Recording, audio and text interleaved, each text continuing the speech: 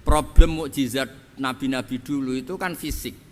Sehingga yang tahu kalau Nabi Soleh punya unta yang ajaib itu yang tahu ya hanya yang hadir saat itu. Yang tahu kalau tongkat Nabi Musa bertuah itu juga yang tahu hanya yang hadir saat itu. Selebihnya tahu tongkat ya di museum. Tapi kalau Quran menjadi solusi, menjadi panduan, menjadi pegangan itu ila yaumil qiyamah. Kita beri contoh ya Quran panduan yang paling gampang misalnya begini. Dulu ini cerita ya. Dulu itu ada orang kafir cerdas namanya Jubair bin Mut'im. Itu saking pinternya dia, pinter juga tokoh. Itu sebagai delegasi pembebasan Asra Badrin. Jadi tawanan-tawanan perang Badar itu mulai dulu ya ada negosiasi mau dibebaskan. Terus orang-orang kafir ini menugaskan namanya Jubair bin siapa? Mut'im. Ini ada di Bukhari. Setelah itu Jubair itu datang ke Madinah. Dengerin ya, datang ke mana? Madinah. Kemudian dengar Nabi baca Wattur pas sholat maghrib. Jubair karena Nabi dulu gak ada hotel, gak ada pondok ya. Pondoknya Nabi hanya sufah itu. Nabi baca maghrib, bukan diskusi, bukan debat, baca Wattur wa kitabi mastur firrokim mansur wal baitil ma'mur wasaqufil marfu wal bakhril masjur terus itu. Kemudian sampai pada titik ayat am khuliqu min ghairi syai'in.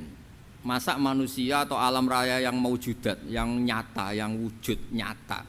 Kemudian asal usulnya itu ketiadaan. Ini kan hadhil alam maujud, alam ini kan nyata. Masa sesuatu yang nyata penciptanya itu tidak nyata. Jadi enggak mungkin ada faham nihilisme. Kalau faham nihilisme berarti melahirkan teori begini. Al-adamu yakhluqu maujudan, sesuatu yang tidak ada menciptakan yang itu kan akal enggak bisa nerima. Kalau sesuatu ini ada, penciptanya pasti ada. Terus akhirnya Jubair bin Mut'im itu simpuh di depan Rasulullah terus bilang, "Ya Muhammad, kada qalbi ayatir." Hampir saja hati saya terbang. Kalau riwayatnya Imam Ahmad, faka'an nama sudi qalbi, hati saya ini hancur. Semua teori yang saya bawa untuk melawan kamu sekarang luluh semua, hancur semua. Yang benar adalah teori Anda bahwa Tuhan itu satu dan Tuhan itu ada sebelum semua makhluk. Sampai saking hebatnya Quran, teori rasionalitas, soal kampanye di mana-mana.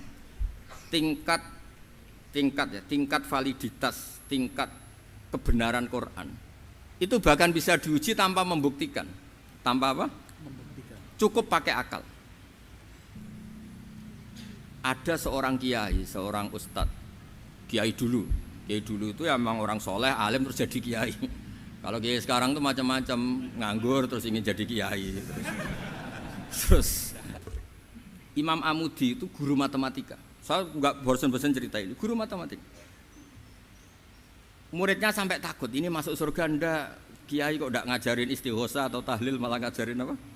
Matematika. Beliau meninggal terus muridnya tanya, "Ma fa'alallahu bik?" Kira-kira gitu. Apa yang dilakukan Allah? Allah nyambut Anda gimana? Terus kata Imam Amudi, "Bagus, saya disuruh ngajar malaikat." Terus Imam Amudi kata Allah, "Suruh dia ngajarin para malaikat cara menemukan saya." Malaikat dikumpulin terus Imam Amudi disuruh ngajar. Sama singkat kata-katanya Allah di mimpi itu. Istadilla ala wahdaniyati bihadrati malaikati, tolong ajarkan cara menemukan saya padahal Anda ini manusia yang tidak melihat saya. Pertama yang diajarkan hanya bilang gini, sama siapa teksnya itu? Ya malaikat wahai para malaikat. Terus beliau bilang, nisbatus naini wassalasa ila mala nihayata lahu nisbatul far'i ilal asli. Angka itu jumlahnya berapapun, 2, 3 sampai triliunan. Semuanya itu nisbatul far'i ilal asli. Bin nisbat ilal wahid nisbatul far'i ilal asli. Angka 2 ya cabangnya 1, 3 ya cabangnya 1, 1 triliun ya cabangnya 1. Tetap yang asal usul adalah angka 1. Itu nangis semua malaikat.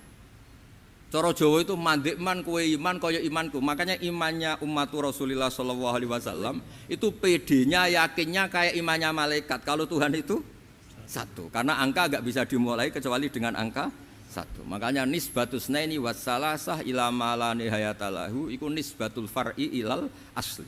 Semuanya itu nisbatnya cabang ke induk. Berarti semua alam raya ini tetap asal usulnya satu, yaitu qul huwallahu ahad. Nah, itu namanya akal. Umatnya Rasulullah itu ditinggali mukjizat akal lewat panduan Quran, sehingga meskipun kita tidak menangi Rasulullah, tidak menangi sahabat, kita tidak tahu malaikat Jibril, tapi cara iman kita ini tidak kalah keren. Yakin hakul yakin. Terus kedua, gambar. Kamu gambar rumah, gambar hewan, gambar apa saja, mesti dimulai satu titik. Entah gambar kamu bagus, entah jelek, tetap dimulai satu titik. Nah, titik ini namanya nuqtatul wujud. Semua alam raya dimulai dari satu titik, yaitu nuqtatil wujud.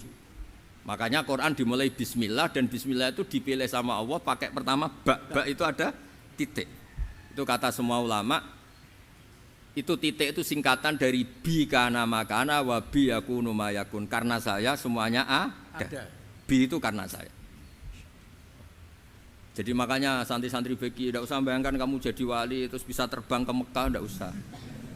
Kalau terbang ke Mekah ya sudah umroh aja bayar. Kalau enggak ya maklaran KBIH atau apa. Pokoknya cari gratis itu. Ya gratis kan, dapat orang 10 gratis satu. Terus orang enggak umroh-umroh dirayu-rayu supaya umroh. Repot. Itu pelanggaran fikih itu. Kalau orang punya utang itu wajibnya nyaur utang dulu gitu. Wah repot. Saya itu juga sering bingung di kampung-kampung. Gus sama umroh. Kenapa? Dapat gratisan. Minta uang saja buat nyaur utang. Enggak boleh Gus. Wah secara fikih yang wajib itu nyaur utang bukan umroh. Enggak boleh Gus diminta uang, enggak boleh, harus umroh. Udah gitu saya ini bingung Gus mau umroh. Enggak nikmati. Kenapa? Disuruh ngajar Gus. Repot semua kalau ibadah mergawe ya gini bingung semua.